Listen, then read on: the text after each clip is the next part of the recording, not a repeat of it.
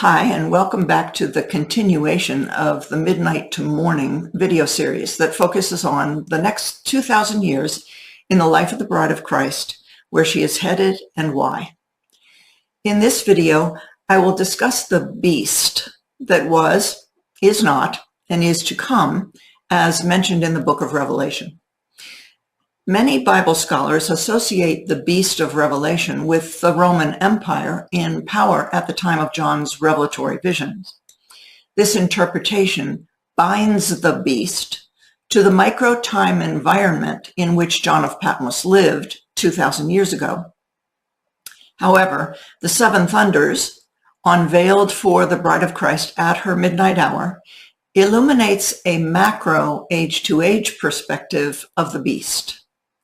To understand the macro time perspective, I will first define the three spiritual players involved in the revelatory drama. The primary spiritual player is the dragon, the ancient serpent who is the devil and Satan, or the lesser voice of temporal time. The second player is the beast, or the lesser government of temporality, that serves as the dragon's chief enforcement officer, ensuring that the inhabitants of the earth remain obedient to the temporal system that rules the world. All mimetic desires and rivalries, all rituals, practices, customs, traditions, along with the rules and the laws and the dates and the times that must never be broken, changed, or forgotten. Now, the third player is the image of the beast, or the mechanized timekeeping devices that the second beastly government deceived the inhabitants of the earth into creating for the purpose of honoring the first beastly government. Now, in Revelation 13:1-4, we hear a description of the first beast as having 10 horns and 7 heads. On the 8th day clock of 7 thunders, the 7 heads of the beast would represent the first 7 time periods, beginning with the story of Cain and Abel and ending with the birth of Jesus. The 10 horns would then represent the 10 laws that emerged during the first 4,200 years.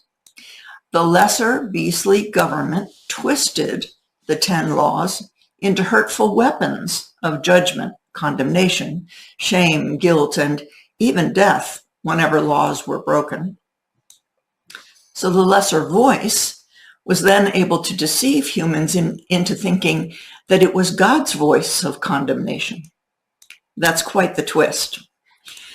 And at the conceptual hour of sundown on the 8th day, the incoming authority of the Christ child struck a massive blow to the 7th head of the beast, while the outgoing 7th head of the beast struck the heel of the incoming Christ child, as prophesied in Genesis 3:15.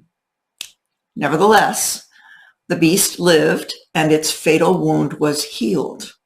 And then Revelation 13:5-10, we see that the first beast was given a mouth to exercise authority for 42 months, or 4,200 years, from the time of the cross to the end of time on the 8th day.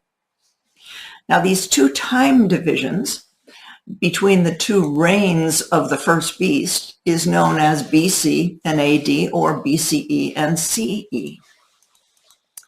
But then in Revelation 13:11-15, a second beast is described as having 2 horns like a lamb, but it speaks like a dragon.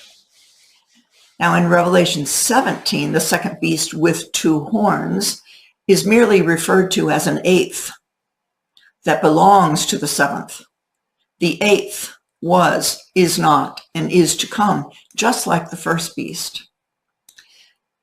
Now the 2 horns of the second beast would represent 2 laws: love God, love neighbor, per the new covenant sealed in Jesus' blood. But the 2 horns are downplayed by the beastly government in favor of the 10 horns of the first beast, because the 10 laws are useful as weapons of judgment, condemnation, shame, guilt, and even death. And then God's voice can be blamed for the condemnation. So the main purpose of the second beast was to deceive the inhabitants of the world into making an image that honors the first beast. And we did. And then the beastly government gave breath to our timekeeping images so that they could even speak, and cause those who refused to worship these mechanical, digital rulers of the world to be killed. Now, in Revelation 17, the 7 heads of the first beast become 7 mountains that are also kings. And the 10 horns are 10 kings who are without a kingdom, because the risen Christ secured the earth as his kingdom under the authority of God's one eternal voice, and the greater government of temporality, which is a government of light and love. Now, in Revelation 17, it also indicates that 5 of the 7 mountains or heads have fallen. This would include the heads that fall during the first millennium, into which the bride of Christ is presently entering during the midnight hour on the 8th day of creation. So the beast that was governs on earth from the dawn of the 8th day all the way through the first 100 years in the future Church of Philadelphia. And at the onset of the second millennium, the 6th head of the beastly government will fall into the bottomless pit, along with the dragon that is seized and bound for 1,000 years. And those who have not worshipped the beast or its image will enjoy 1,000 years of relief from the beast that was, but is not.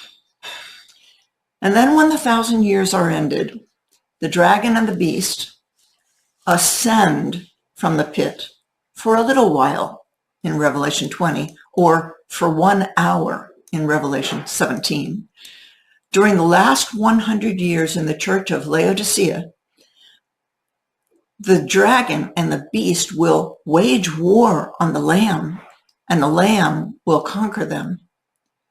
For he is the Lord of lords and King of kings. And a 9th day of creation will dawn. Thanks for listening. Next up, living in the land of purple light. See you then.